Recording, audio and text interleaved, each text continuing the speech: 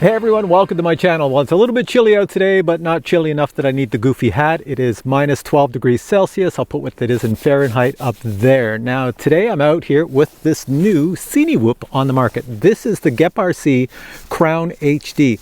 It's supposed to be different than other Cinewhoops that are on the market currently. One thing I can tell you about it is the construction is really good. A lot of carbon fiber, CNC aluminum. It's definitely designed to take a crash and last. Also, GEPRC is saying this is different than any other Cinewhoop on the market because it's less noisy. So in their opinion, it's very, very quiet. And if you watch their videos of this, it is like going through this serene forest. It's super, super quiet and there's no sounds, just the sounds of birds chirping and insects. And that's basically it. But you know, noise is subjective. What's noisy to me might not be noisy to you, and the opposite is also true. So I would equate this. I've flown this in my house. I haven't flown it outdoors. This is going to be the first time I've flown it in my house to see how noisy it is. I will quantify it like this. If you are used to the sound of a jet engine, it's pretty noisy, right? A jet engine. So technology makes jet engines less and less noisy because they fly over populated areas.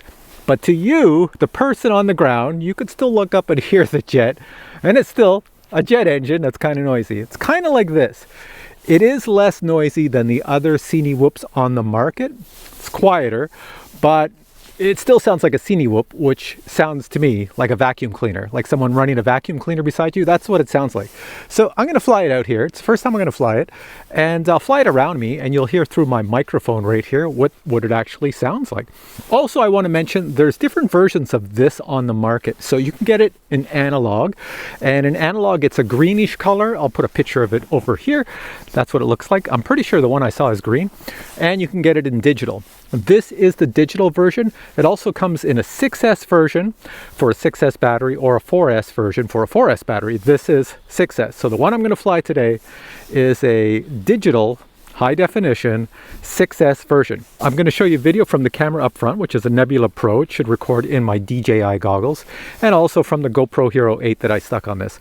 They say this can handle a big battery and a GoPro of pretty much any size you want. It's not super big in size, but we're going to try it out today and see how it goes. Here we go. So as mentioned, I'm going to use my DJI goggles to fly with this baby since it is digital. And to control this drone, I'm going to use the DJI FPV controller. So I have a 6S 1000 milliamp hour battery that I am going to stick on our little Crown. Plug in the battery and get some life.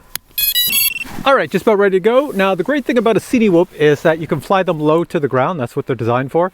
Very cinematic, and they're really good for beginners because you can bang into things and not break them. This thing's all frozen. Now, I'm going to fly back that way. There's nobody back there. Over here, we have people out ice fishing, so I'll stay away from them. There we go. You should see me in the GoPro Hero 8 looking at it. I'll just move out of the way so I don't get hit in the head. Let's put this in acro mode. There we go. And let's arm it. Whoa! Can you hear it? All right, let me get out of the way. Here we go. Get over my head. There we go. All right, just getting used to this baby. Going nice and slow. I'm going to keep it slow because that's what I want to see. How agile is it? Let's go through the trees here. Keep it nice and low. Go through stuff over here. Just missing the trees and going out this way. Keep it down underneath everything. So far, so good. It flies just like I would expect a Cinewhoop to fly. Not an issue whatsoever. Go nice and close to everything. And like I said, these are great for beginners because you can smash into whatever you want as long as you don't smash into yourself or your buddy. And the drone will survive. This has got foam on the edges, so it's designed to bang into things indoors as well. You can see I'm going close to the trees. I really don't care if I crash into something because it's, like I said, it's not going to break. And I'm just humming along. The throttle, I've got it pretty much locked at one point, so it just stays at this height as I'm flying. No issues whatsoever. Let's go over this tree. This tree's got hanging branches. Let's go under those. And I hit a few. Go under these ones and hit a few there. Come on back this way.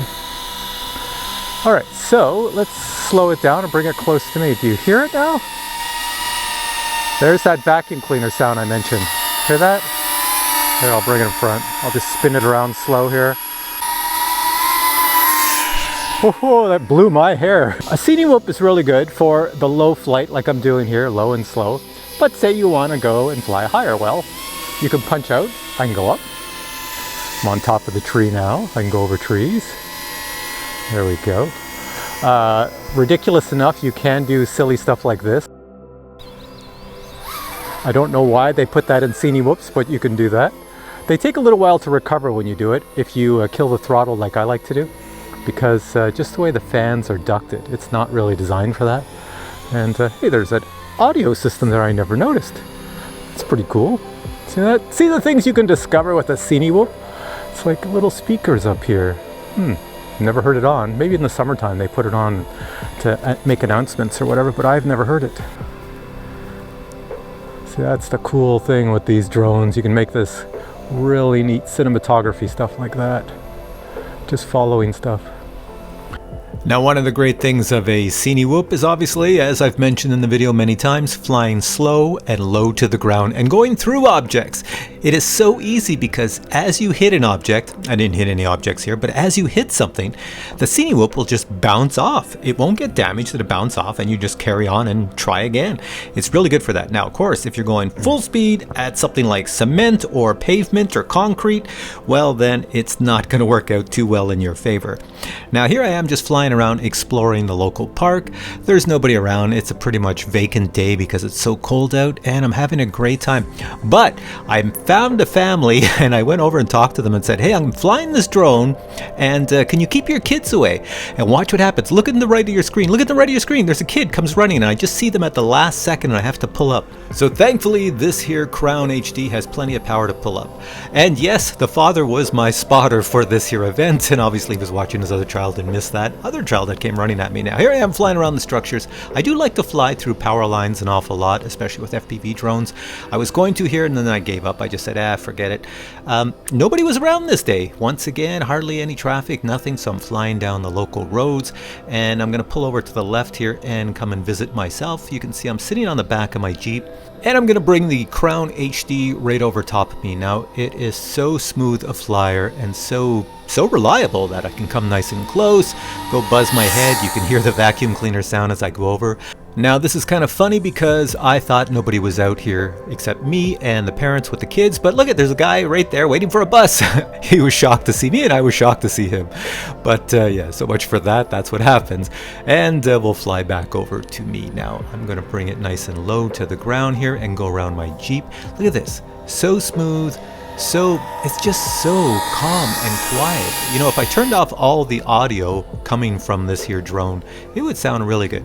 Now, as I mentioned, these type of drones, you always want to go low and slow and under objects. So that's what I'm doing here.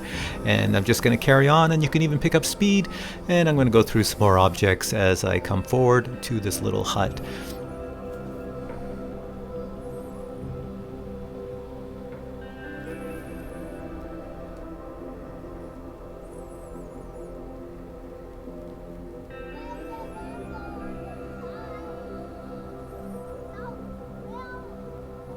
Now here I am coming back to myself and I love doing this. Look at this. I can just blow the snow up as I fly really close to the snowbanks.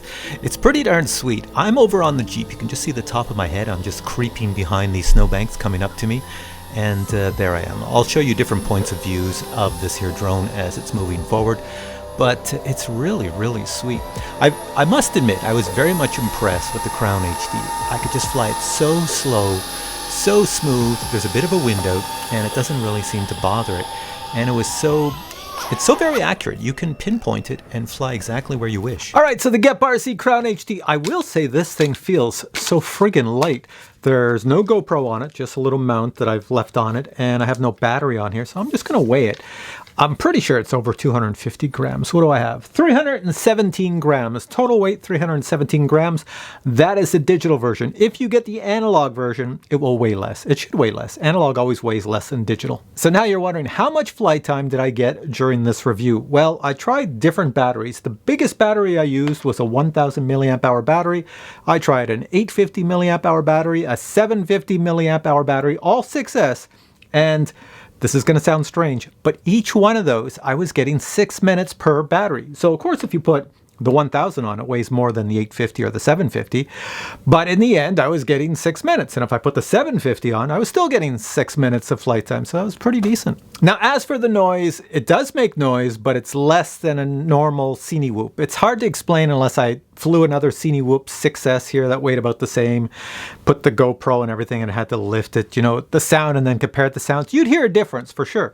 But it's not like a night and day difference, not to me anyways.